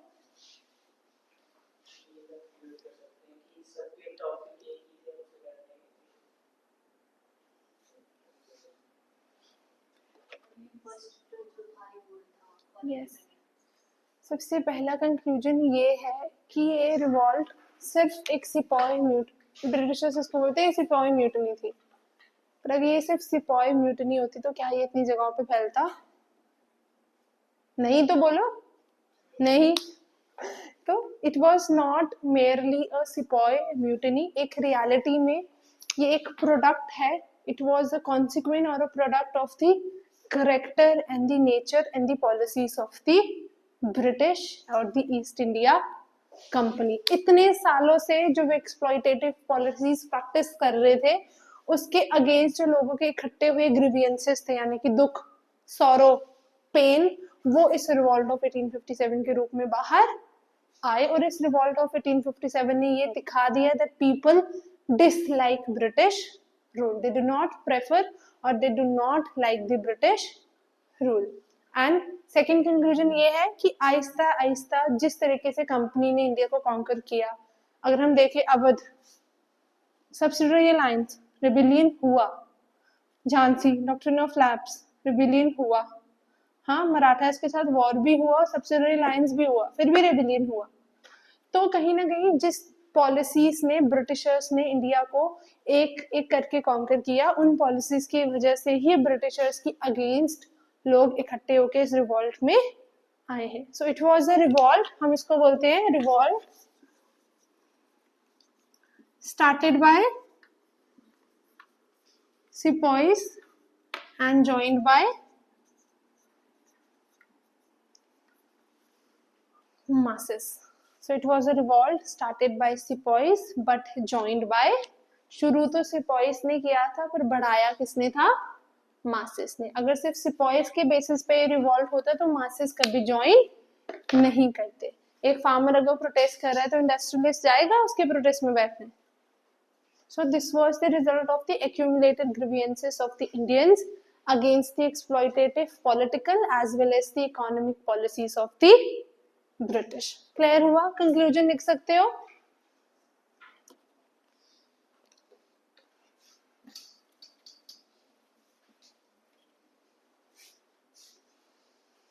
But British using their huge army and weapons suppressed the revolt of 1857। और क्या reasons हो सकते हैं? एक तो ये रीजन हो गया ह्यूज आर्मी, वेपन्स, और क्या रीजन हो सकते हैं हम करेंगे?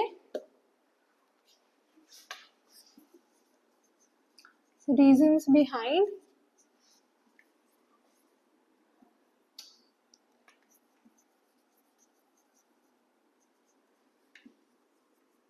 Suppression of revolt. क्या रीजन हो सकता है?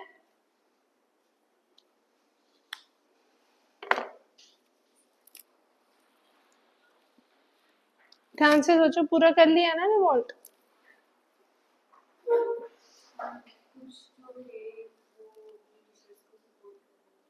हम्म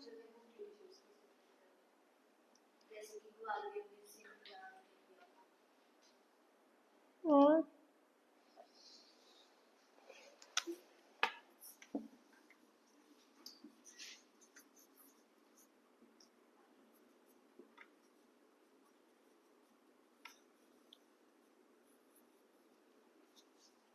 lack of vision among the leaders. क्या मतलब हुआ इसका?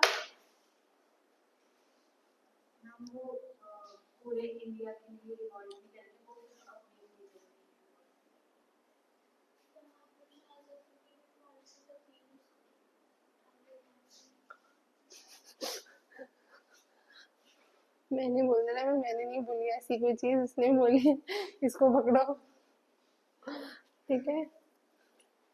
Lack of vision among the leaders, उन्होंने दिल्ली कैप्चर कर लिया, बहादुर शाह जफर को लीडर डिक्लेयर कर दिया।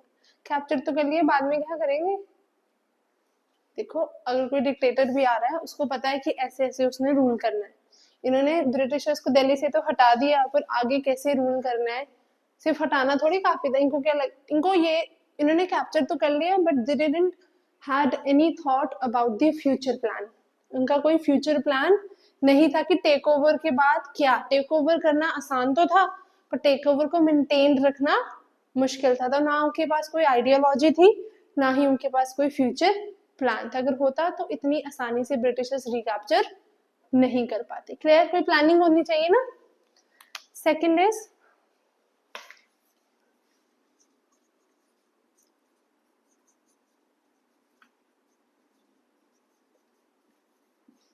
Local nature of the revolt, क्या मतलब हुआ इस बात का? ये वॉर कुछ ही जगहों पे हुआ है, चाहे बिहार, अगर हम जगहें देखें तो कौन सी है, बिहार, उत्तर प्रदेश, सेंट्रल इंडिया, तो साउथर्न इंडिया या आप नॉर्दर्न इंडिया या ईस्टर्न इंडिया चले जाओ या राजपूताना वाला एरिया चले जाओ, वहां पे ये वॉर या ये रिवॉल्ट नहीं हुआ। अगर सारी जगह, अब नेशनलिज्म में देश ने आजादी पाई क्योंकि हर जगह नेशनलिज्म फैला, वो लोकल नहीं रहा, वो साउथ में भी था, वो नॉर्थ में भी था, वो ईस्ट में भी था, सेंट्रल में भी था और वेस्ट में भी था, पर ये रिवॉल्ट कुछ ही एरियाज में कॉन्सेंट्रेटेड रहा है। थर्ड रीजन इज इमर्जिंग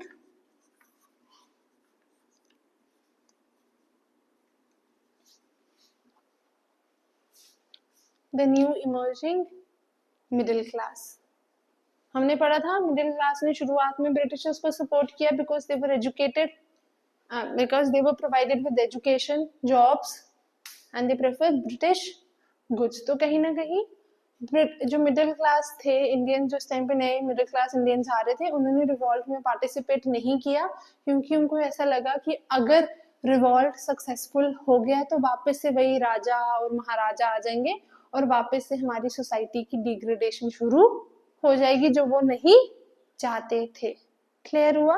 तो क्योंकि उनको मॉडर्नाइजेशन चाहिए थी, उनको एक ऐसा विजन चाहिए था जो इंटेलिजेंट है या इंटेलेक्चुअल बेस्ड हो, और उनको ये पता था, और ऐसा होता भी, अगर शायद उस टाइम पे ब्रिटिशर्स चले जाते तो राजा और महाराजा ऑब्वियसली वापस आ जाते और हमारी सोसाइटी उस मॉडर्नाइजेशन के पाथ पे प्रोग्रेस नहीं कर पाती।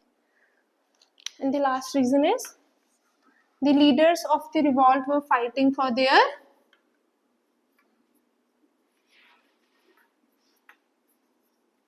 Own reason. रानी लक्ष्मीबाई अपने थ्रोन के लिए लड़ रही थी, चलो बहुत अच्छे से लड़े वो, नाना साहेब अपनी पेंशन के लिए, तो कहीं ना कहीं उनके अपने अपने रीजंस थे, एक यूनाइटेड रीजन नहीं था। A revolt which started as a rebellion against the Enfield rifle turned out into a revolt of many political reasons। एक और रीजन है इसमें, कौन सा बचा?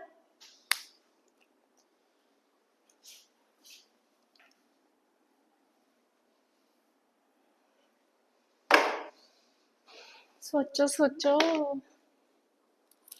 बड़ी बार बता दिया मैंने।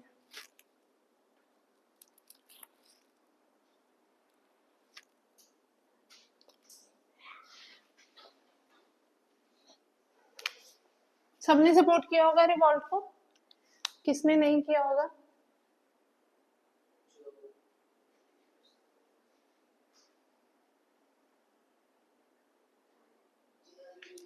Yes, high class.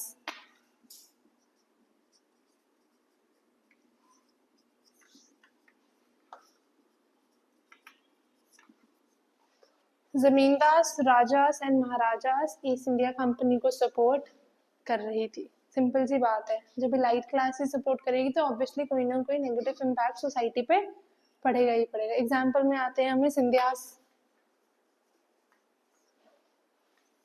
Of Gwalior, तभी तो रानी लक्ष्मीबाई ने ग्वालियर को कैप्चर किया था। सिंधियास ऑफ ग्वालियर, अब मैं तुम्हें बोलूँ कि हमारा प्रोटेस्ट करना है, हम सारे एक ही चीज के खिलाफ है, हम प्रोटेस्ट करें, एक घर का भेदी निकलेगा तो सपोर्ट मिल जाएगी सामने वाले को।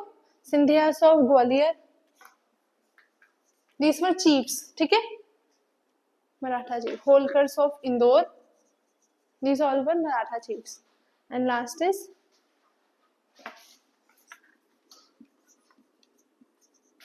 Sir Dinkar Rao of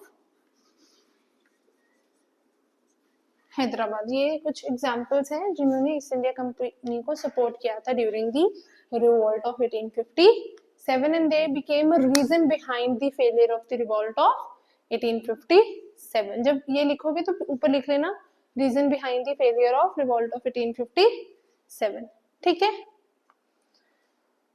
so British generals उस टाइम पे वॉरफेयर स्किल्स में मास्टर थे, they were expert, so they easily recaptured Delhi on 20th September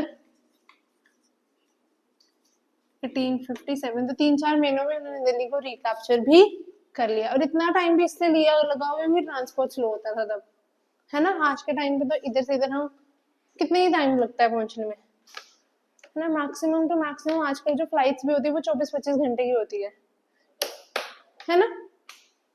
So they recaptured Delhi on 20th September 1857. हाँ, कुछ लोकल सेंटर्स थे उनको रिकैप्चर करने में टाइम लगा, जैसे लखनऊ उन्होंने 1858 में किया, झांसी तो उनके पास ही था बट उनको हराने में उनको 1 साल लग गया. But they recapture Delhi. Delhi recapture कर लेना, वापस अथॉरिटी आ जाना. ठीक है, क्लियर हो गया यहाँ तक? पक्की बात है? गर्मी गर्मी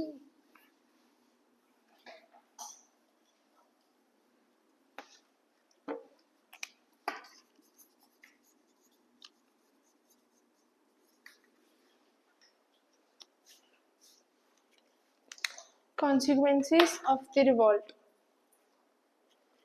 क्या होंगे? कितने खुश लग रहे हो आज तुम लोग ना लिख के.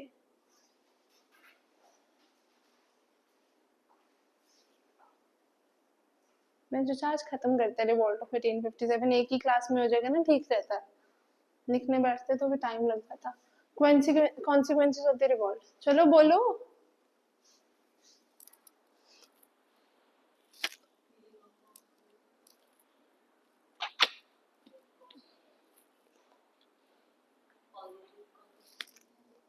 ऐसे सोचो सोचो ध्यान से. कितनी बार तो मैं बता भी चुकी हूँ कॉन्सिक्वेंसेस.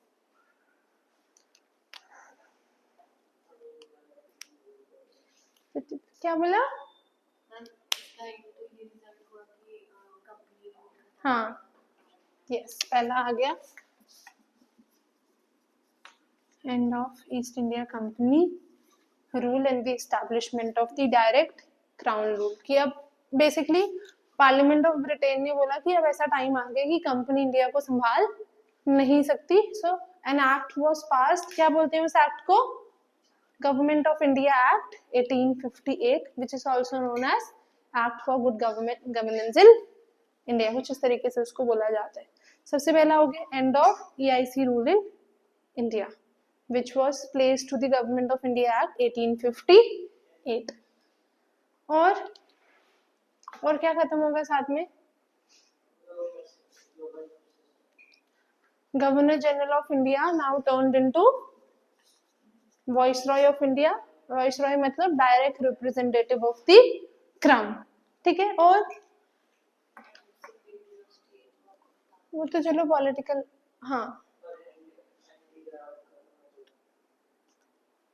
फिर एडमिनिस्ट्रेटिव चेंज ये आया. पहले ईस्ट इंडिया कंपनी के बोर्ड ऑफ डायरेक्टर वगैरह एडमिनिस्ट्रेशन संभाल रहे थे. अब क्या बना?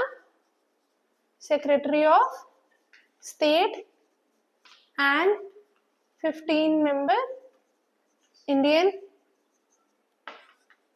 काउंसिल टू असिस्ट हिम, जिसको पूरी की पूरी इंडिया की एडमिनिस्ट्रेशन की रिस्पॉन्सिबिलिटी दे दी. हर एडमिनिस्ट्रेटिव गवर्निंग एस्पेक्ट कौन संभालेगा? वाइसरॉय. और एडमिनिस्ट्रेटिव कौन संभालेगा? Secretary of state and the 15 member Indian council. और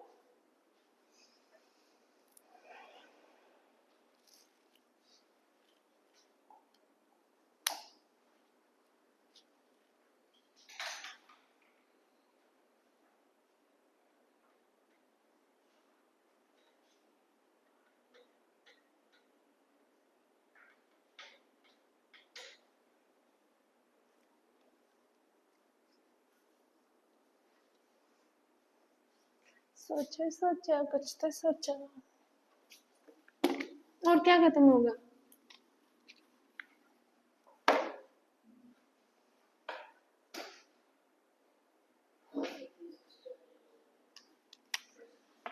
वो तो कह दिया.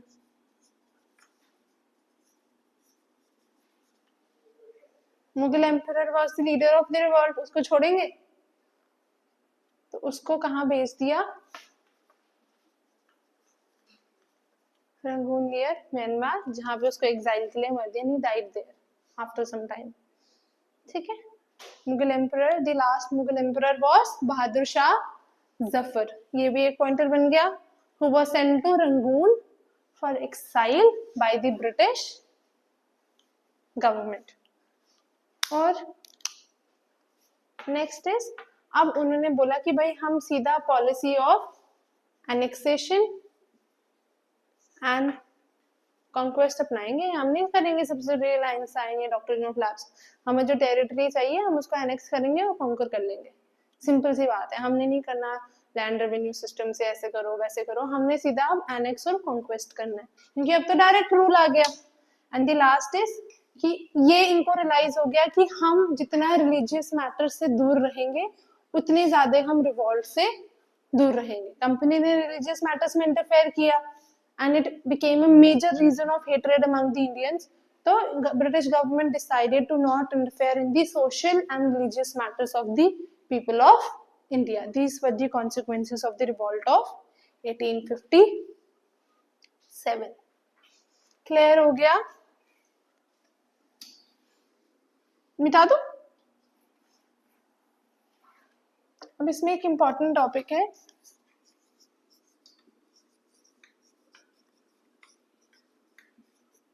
social impact of the war.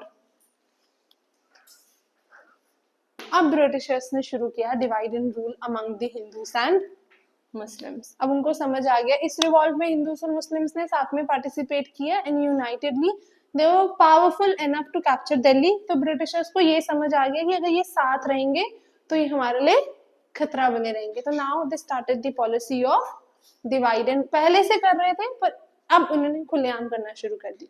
सो पहला सोशल इम्पैक्ट था widening gap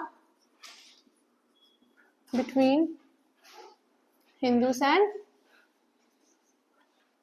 Muslims, widening gap between Hindus and Muslims. अब हुआ क्या, रिवॉल्ट ऑफ 1857 में हिंदूस ने भी पार्टिसिपेट किया और मुस्लिम्स ने भी पार्टिसिपेट किया साथ में, पर अब ब्रिटिशर्स ने फूट दिलवाने की कोशिश की। अब ब्रिटिशर्स ने किस चीज का फायदा उठाया कि leader of the revolt was a Muslim, correct.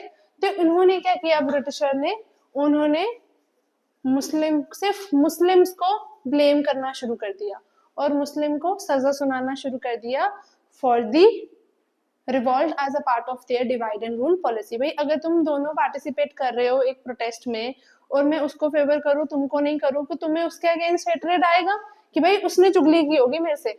तो उसी तरीके से इन्होंने मुस्लिम्स को, सिर्फ मुस्लिम्स को रिवॉल्ट ऑफ 1857 के लिए ब्लेम करना शुरू कर दिया और उनको एक कुछ ऐसी पनिशमेंट सुनाई जो उनके लिए सही नहीं थी। जैसे कि पहले prominent Muslims were barred to enter India, Delhi एक ऐसी जगह थी जहाँ पे मेजर मॉस्क वगैरह है उस टाइम के हिसाब से, कि मुगल एम्परर के हिसाब से, तो उनको दिल्ली आने से ही मना कर दिया कि आप दिल्ली नहीं आ सकते हो। सेकंड, जामा मस्जिद सुना है, सबसे बड़ा mosque, very spiritual and very important religious place for the Muslim community.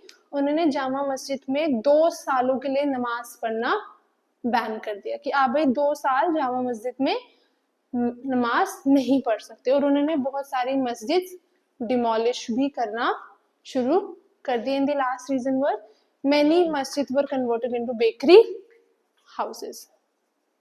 ठीक है, बहुत सारी मस्जिद डिमोलिश की और बहुत सारी मस्जिद यूरोपियन स्टाइल बेकरी हाउसेस में उन्होंने कन्वर्ट कर दी। So this obviously severely impacted the relations between the Hindus and Muslim. जहाँ पे मुस्लिम्स को सप्रेस किया जा रहा था वहां पे हिंदूज को अब वो उनको सप्रेस कर रहे हैं तो इनको सपोर्ट करना पड़ेगा ना गैप क्रिएट करने के लिए। तो उन्होंने हिंदूज को जॉब्स देना शुरू कर दी, उनको सपोर्ट करना शुरू कर दिया, ताकि वो लोग ये सोचे, मुस्लिम्स ये सोचे कि हिंदूस ने शायद हमारे खिलाफ कुछ वहां पे बोला है। तो हिंदूस को एडमिनिस्ट्रेटिव जॉब्स देना शुरू कर दी और मुस्लिम्स को उन्होंने सप्रेस करना शुरू कर दिया, जिसकी वजह से हिंदूस और मुस्लिम्स के बीच में सोशल, पहले एक हर रिलीजन और दूसरे रिलीजन के बीच में बाउंड्री होती है, नॉर्मल है, हर जगह होती है, but this created a social rift between Hindus and Muslims which widened with the time period and ultimately led to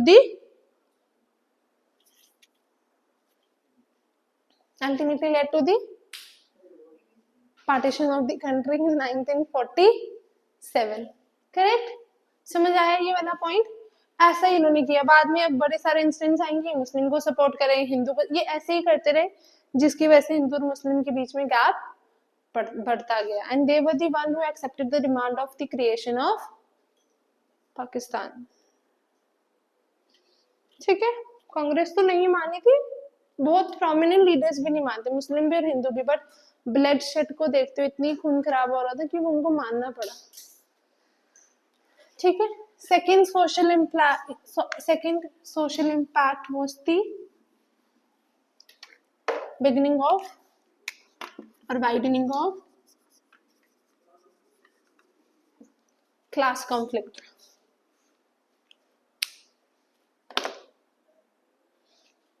क्या होगा क्लास कॉन्फ्लिक्ट में?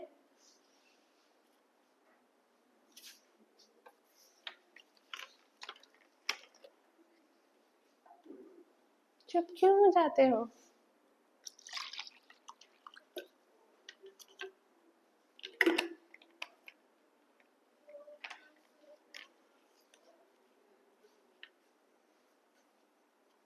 ड्यूरिंग द रिवॉल्ट ऑफ 1857 जमींदार और तलुकदार जो थे वो ईस्ट इंडिया कंपनी को सपोर्ट कर रहे थे ओपनली। इससे पहले इंडियंस ने कभी रिवॉल्ट नहीं किया था और उनको ये चीज कभी दिखी ही नहीं थी कि जमींदार और उनको वो ऐसे भी सपोर्ट कर सकते। जो इंडियंस ने इस रिवॉल्ट के दौरान ईस्ट इंडिया कंपनी को सपोर्ट करते हुए देखा जमींदार और तलुकदार को, अब इंडियंस को ये समझ आ गया कि सिर्फ उनको ईस्ट इंडिया कंपनी के अगेंस्ट नहीं बल्कि जमींदार और तलुक, पहले उनको जमींदार और तलुकदार को हराना है, तब वो जाके ये लड़ाई जीत सकते हैं। So this led to the beginning of the class conflict. हमारा एक कॉमन एनिमी है, मेरा इसका उसका, वो तुम दोस्त को सपोर्ट करो तो पहले मुझे किससे लड़ना पड़ेगा? तुम दोनों से उस तक पहुंचने के लिए, करेक्ट? तो that led to the beginning of class conflict within the Indian society, जिसकी वजह से बहुत सारे पीजेंट रिवॉल्ट्स हुए हैं, बहुत सारे ऐसे मेजर मूवमेंट हुई है जहां पे जब नेशनल मूवमेंट भी होती थी, गांधी जी मूवमेंट डिक्लेयर करते थे ब्रिटिशर्स के खिलाफ, पीजेंट्स डिक्लेयर करते थे जमींदार्स के खिलाफ। क्लियर हुआ इम्पैक्ट ऑफ द वॉर, हमारा रिवॉल्ट ऑफ 1857।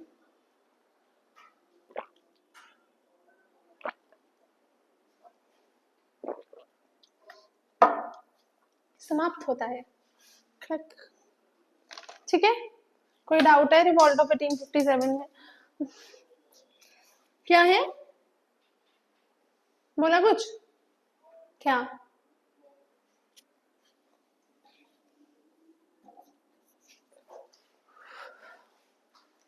बंद क्या कर रहे हो? अभी आधा घंटा है। इसने कॉपी ऐसे बंद की जैसे पता नहीं क्या हो गया है। 10:15 बजे क्लास थी। अच्छा सॉरी, हाँ ओ हाँ मेरी टाइम कैलकुलेशन खराब हो गई है, तो मैं लेट आई ना आज 10 मिनट। यहाँ बहुत ट्रैफिक होता है आजकल त्रिकुटा नगर पे, वो धाम वाला रास्ता बंद किया हुआ है ना उन्होंने अमरनाथ यात्रियों के लिए, इतना ट्रैफिक होता है, फिर गलियों से आना पड़ता है। ठीक है, अब एक लास्ट है, पॉइंटर्स हैं थोड़े से, बस थोड़ा सा ही रह गया फिर छुट्टी। अब रिवॉल्ट ऑफ 1857 इतना बड़ा इवेंट था इंडियन हिस्ट्री का, तो डिफरेंट हिस्टोरियंस आएंगे जो उनके इस रिवॉल्ट के रिगार्डिंग डिफरेंट व्यूज देंगे। सब हम करेंगे different opinions regarding revolt of 1857। मेरा लैपटॉप ठीक ही नहीं हो रहा है, मैंने अनअकैडमी के लेक्चर से बड़ी मुश्किल से फाइल निकाली है सुबह सुबह।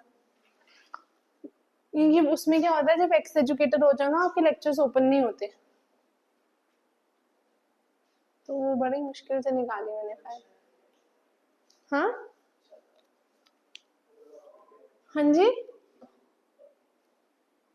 बट आई बिलीव जो ऑफलाइन क्लासेस होती है they are much better, because you can express your views, you can express your doubts. Message में आप क्या ही लिख लोगे, है ना?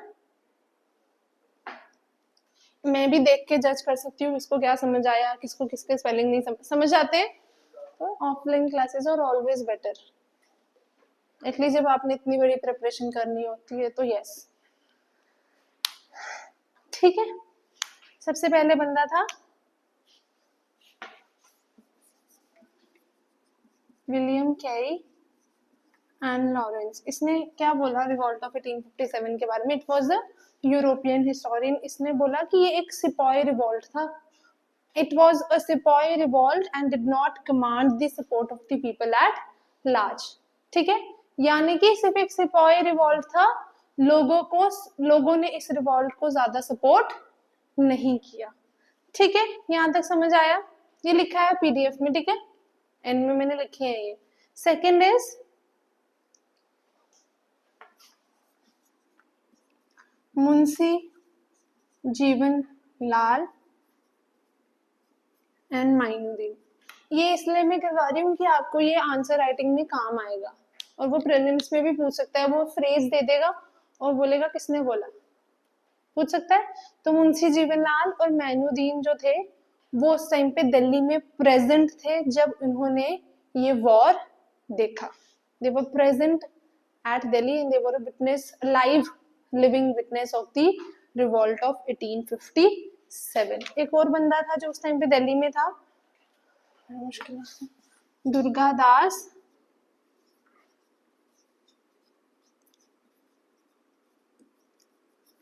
Padre. He was also eyewitness of the revolt at Delhi. And according to these three Indians, it was a सिपाही revolt. इन्होंने बोला ये एक सिपाही रिवॉल्ट ही था, इन तीनों ने, और इन तीनों ने अपनी आंखों से रिवॉल्ट देखा है। यहाँ तक क्लियर हुआ? कोई डाउट? नेक्स्ट है हमारा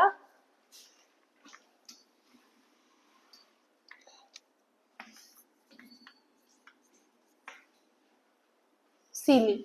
ही वॉज ए ब्रिटिश हिस्टोरियन, और इस बंदे ने बोला it was a wholly unpatriotic and selfish सिपाही mutiny with no native leadership and no popular support. इसका मतलब पहला, होली अनपैट्रियोटिक, मतलब इसमें कोई देशभक्ति की भावना नहीं थी। ये सिर्फ एक सिपाही म्यूटनी थी जो उन्होंने सिर्फ अपने लिए की थी, ना कि देश के लिए। ठीक है, क्लियर हुआ? क्योंकि ना कोई लीडरशिप थी लोकल, ना ही पॉपुलर सपोर्ट इस रिवॉल्ट को मिला है। नेक्स्ट हमारा है LER रूस। LER रीस है, सॉरी रीस, LER रीस। इस बंदे ने बोला it was a war of fanatic religionist against Christianity. Fanatic क्या होता है? जो बड़े ही एग्रेसिव होते हैं ना अपने रिलीजन को लेके। तो उन्होंने बोला ये एग्रेसिव रिलीजियस लोगों का रिवॉल्ट था क्रिश्चियनिटी के अगेंस्ट। ये तो अलग ही चले गया। ठीक है, नेक्स्ट है हमारा JR होम्स। ये सारे ब्रिटिश हैं, ठीक है, और ऑब्वियसली ये क्रिटिसाइज ही करेंगे। JR होम्स ने बोला it was a conflict between civilisation and barbarism. Barbarism क्या होता है? अनसिविलाइज सोसाइटी, जहाँ पे वायलेंस वगैरह वो होता है। तो उसने बोला कि हम सिविलाइजेशन लाना चाहते हैं और ये वापस बार्बरिज्म लाना चाहते हैं। तो it was a conflict between civilisation and barbarism. उसके बाद एक W टेलर नाम का बंदा है, इसने बोला it was a Hindu Muslim conspiracy, कि हिंदू और मुस्लिम से मिलके कॉन्स्पिरेसी रची है। क्लियर यहाँ तक? क्या हुआ? नहीं नहीं, वो आई है, डालो। नेक्स्ट हमारा है बेनाजिम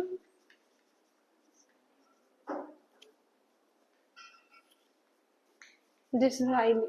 इस बंदे ने बोला कि he was a member of British parliament eight that time, जिसने बाद में ब्रिटिश पार्लियामेंट में जब ऑब्वियसली डिस्कशन हुई होगी रिवॉल्ट पे, इसने बोला था it was a national uprising. He was the first one two call it a national uprising, कि भाई एक ये नेशनलिज्म की वजह से हुआ है, देख लो आप अब। ठीक है, एंड लास्ट एक दो और है हमारे, जो हमारे हमने वो पढ़े 3 बुक्स के लेखक। VD सावरकर। VD सावरकर ने इस वॉर को, क्या हुआ पीछे वाला? Benjamin Disraeli. It was a national uprising, it was a national uprising. VD Savarkar ने बोला कि it was a planned war of Indian independence, कि ये एक नेशनल इंडिपेंडेंस, ये एक वॉर था, प्लान्ड वॉर था, और ये हमने हमारी आजादी के लिए वॉर किया था। लास्ट नेक्स्ट इज हमारा एसन सेन। एसन सेन ने क्या बोला, what began as a fight for religion ended as a war of independence, कि जो चीज रिलीजन के लिए शुरू हुई थी कार्टिलेज वाला, पर वो एक चीज इंडिपेंडेंस वॉर में कन्वर्ट हो गई। And last is R C Majumdar. R C Majumdar ने बोला neither first nor national nor war of independence, ना कि ये पहला वॉर ऑफ इंडिपेंडेंस है, ना ही ये नेशनल वॉर ऑफ इंडिपेंडेंस है। ठीक है, these were some important opinions of some important historians regarding the revolt of 1857। मैं तुमको पीडीएफ्स भेज दूंगी, लिख लेना, जो नहीं समझ आएगा वो पूछ लेना, ठीक है, पर आज ही लिख लेना, मैं भी भेज देती हूँ, कुछ एडिटिंग करनी है मुझे इसमें, फिर मैं वो भेज दूंगी।